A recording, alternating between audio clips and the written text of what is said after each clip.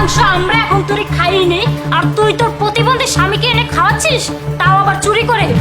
Madam, আমি তো বেশি মাংস নেই নাই, এক টুকরা মাংসই নিয়ে এসেছি আমার স্বামীর জন্য।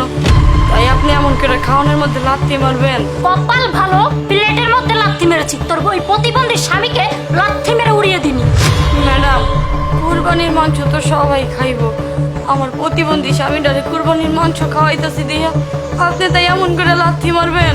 ফকিন্নির বাচ্চা, তোর এত বড় সাহস! তুই একে তো চুরি করেছিস, আবার বড় বড় কথা বলছিস। তোর কথা আজকে আমি বের করছি, তোর কথা বের করছি। আরে বৌমা, আরে দেখদিন এই মেয়েটাকে মারছে কেন?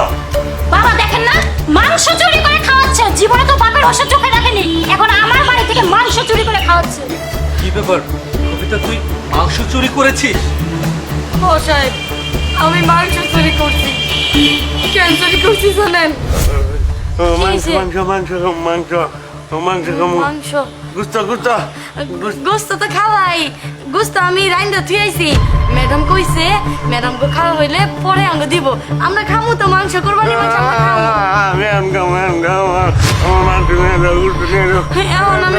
এখন আমি তোমার কই থেকে মাংস?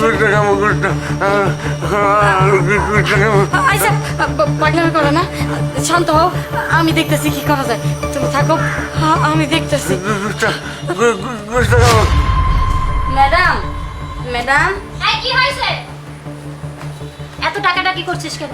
ম্যাডাম, কোরবানি মাংস রান্না করা শেষ। ম্যাডাম একটা কথা গমু, হ্যাঁ হ্যাঁ বল বল। আমার প্রতিবন্ধী স্বামীরা না সকাল থেকে কইতাছে কোরবানির মাংস খাবো, কোরবানির মাংস খাবো। এক পিস মাংস দিবেন, পরে নিয়ে খাওয়াইতাম। এই তুই কি পাগল হয়ে গেছিস? এখন তোরে আমরাই মাংস খাইনি, আর তুই বলছিস তোর প্রতিবন্ধী স্বামীকে আগে দেবো?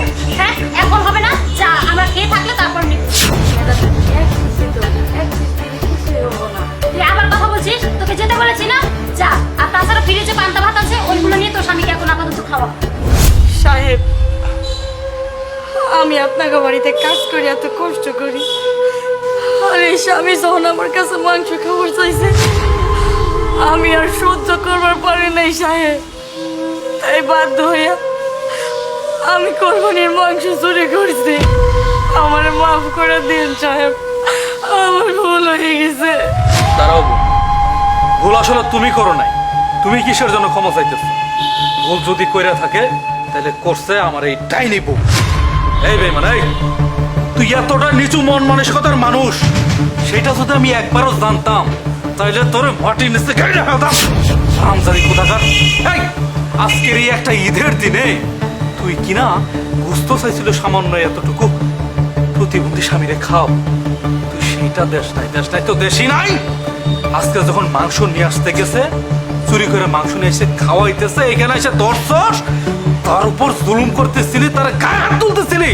আই বেয়াদব, তুই এতটা খারাপ হইলি কি করে? তুই এতটা খারাপ হইলি কি করে কর? আরে কুরবানি মানুষ কিসের জন্য দেয়? আল্লাহরে খুশি করার জন্যে। কুরবানি দিলে গরিব অসহায় দুঃখী মানুষদের মাংসগুলা বিলাই বিলাই দিতে হয়, স্বইচ্ছায় বাড়িতে যায় দেয় আসা লাগে, যাতে কইরা গরিব মানুষের মন খুশি হইলে আল্লাহ পাক খুশি হয়, তাহলে সে কুরবানি কবুল হয়। আর তুই কি করছস? তুই সেই মাংস তো দেশি নাই, আইসের মাংস কাইরে নিছস, প্লেটটা এবার ফালাই দিছস। ছি, তোর আমার বউ ভাত ঘৃণা লাগতেছে। বৌমা, তুমি এটা কি কাজ করছো? এ আজকে পবিত্র কুরবানি ঈদ, এক টুকরা স্বামীর মাংস খাও, আর তুমি কি করলা? মাংস দাও নাই, এগুলো অপমান করছো, মারধর করছো। বৌমা, এটা কিন্তু গরিবের হক। এ মাংস তোমার জন্য না, আমার জন্য না। আর আপনার কি কুরবানির মাংস নাই? টুকরা মানে তুমি ফ্রিজে রাখছো, এটা অন্যায় করছো, আল্লাহর সঙ্গে বেইমানি করছো। আজকে যদি তোমার স্বামী এভাবে পঙ্গু অবস্থায় থাকে, তুমি যদি চিৎকার করে সবাই বলো আমার এক টুকরা গুস্ত দিন, আমার স্বামী পঙ্গু, তার আমি খাম, তখন যদি এই লোক তোমার না দেয়, তোমার অন্তরায় দাগ কাটবো না? দাগ কাটবো কিনা? আজ তুমি যে কাজটা করছো, এখনো সময় আছে, তুমি ওদের কাছে মাপ চাও। ওরা যদি ক্ষমা না করে, আল্লাহ ক্ষমা করবো না। বাবা, আমার ভুল হয়ে গেছে বাবা, আমাকে মাফ করে দিন। আমি একটুও বুঝতে পারিনি, আসলে কোরবানি মানুষ মানুষের জন্যই দেয়, এটা আমার মাথায় একটুও ছিল না। আমি তো কোরবানি দিই শুধু ফ্রিজে রাখার জন্য।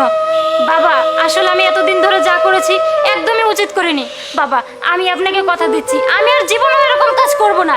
এখন থেকে যা কোরবানি দিব সব বিলিয়ে দিব।